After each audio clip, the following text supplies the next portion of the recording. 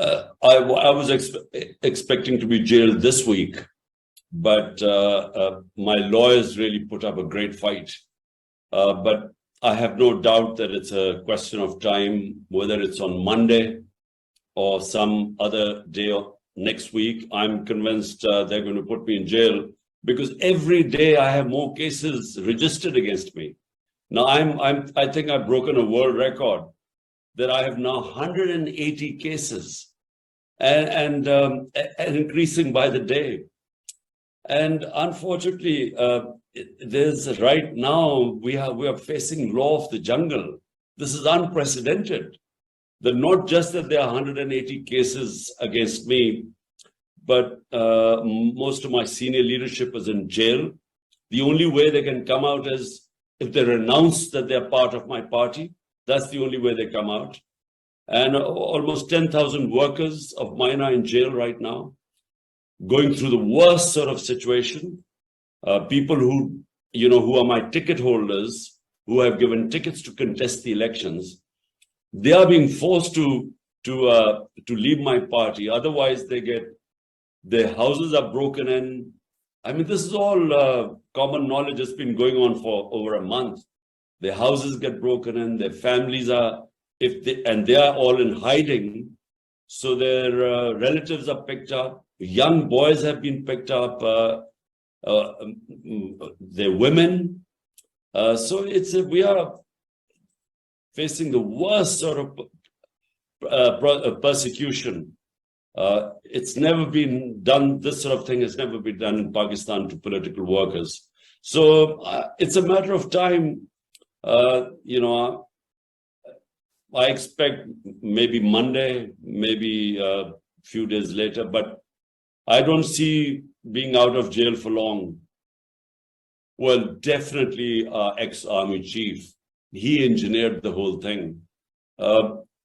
He used the intelligence agencies to break my party members and also our allies. So it was a coalition government. And this is at a time when our government economically was performing the best any government has performed in the past 17 years. And this is despite 2 years of COVID-19. And when our government was considered internationally to be the top 3 governments that coped the best with the COVID-19 pandemic. So he engineered the whole thing to get an extension. And he then joined hands with the current prime minister, who was facing corruption cases. He was under trial at the time, and they engineered this thing. And where did the US come in? They fed the US this bit that I was anti-American. I'm talking about the army chief. He actually had a lobbyist who was paid by my government without my knowledge, who was lobbying in the US to say how anti-American Imran Khan was and how pro-American the army chief was. So yes, there was the US interference came in when their Undersecretary of State spoke to Ambassador 6th March 22.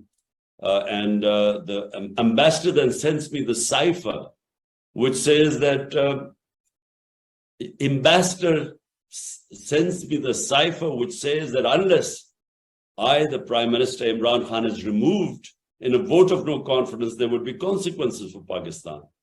And then the vote of no confidence was tabled the next day.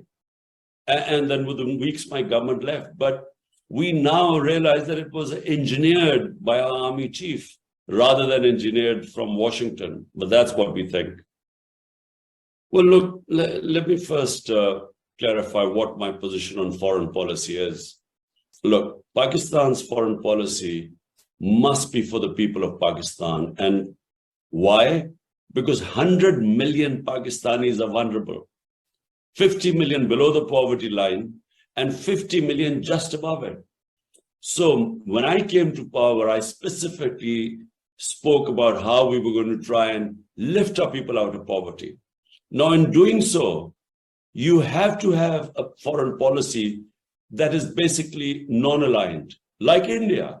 Now, India, for instance, they trade with China. They bought Russian oil at discounted price, yet they are partners with the US, one of the most strategic partnerships they have in the Quad with the US.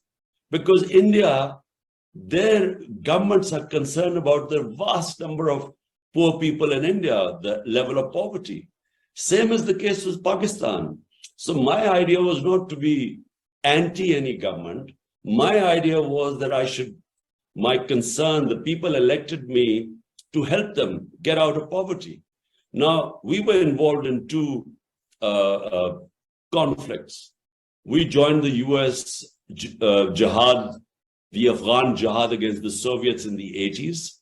And then after 9/11, we again joined the US war on terror.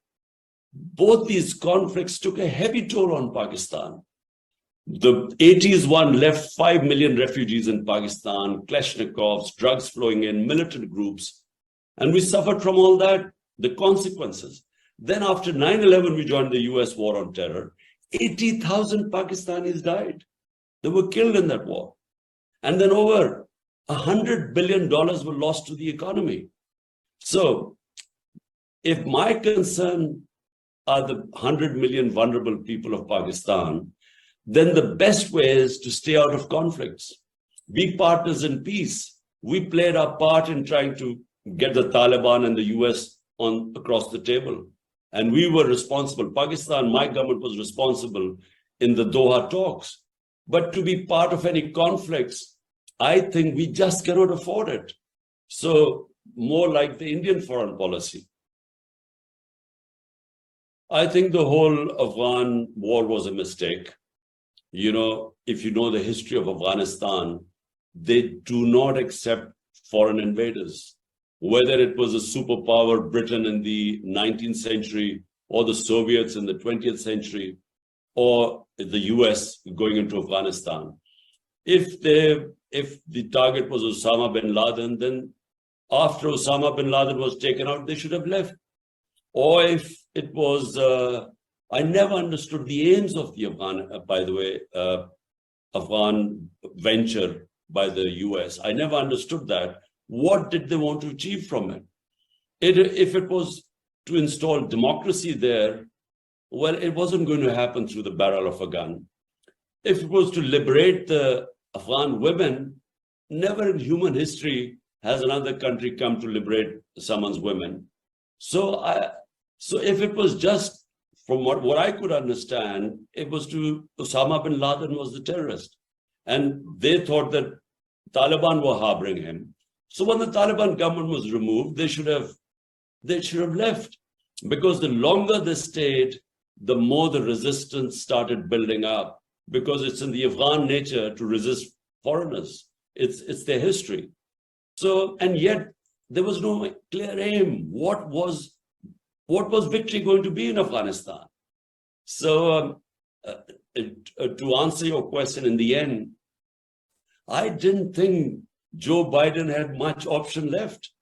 I mean, they had to withdraw from Afghanistan sometime or the other. The only problem was the way the withdrawal took place. Now, I again don't blame Joe Biden because he wasn't supposed to know that Ashraf Ghani would take off in the middle of the night. The president would leave the country. And the moment he left the country, the whole Afghan army collapsed. By the way, Afghan army was already collapsing. So no one was expected to, Biden wasn't expected to know that there were 300,000 Afghan army would just collapse and that the president would take off. Because all of us, we sitting in Pakistan thought there would be a civil war. There would be, 300,000 Afghan army it would take a long time. When I met President Trump, this was almost 2 years before what happened in Kabul. President Trump thought that the Afghan government would last 6 months after the withdrawal, but no one expected the way it collapsed.